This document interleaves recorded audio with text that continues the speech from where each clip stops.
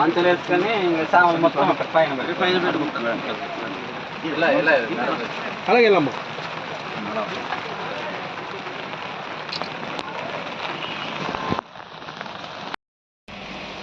ఇక్కడ మొత్తం ఒక దిబ్బ దగ్గర వేసుకున్నారు. ఇక్కడ ఇంకా బరకాలు ఏమీ రాలేదు, తర్వాత రైస్ కూడా ఏం పంపిణీ జరగలేదని చెప్తున్నారు ఇక్కడ.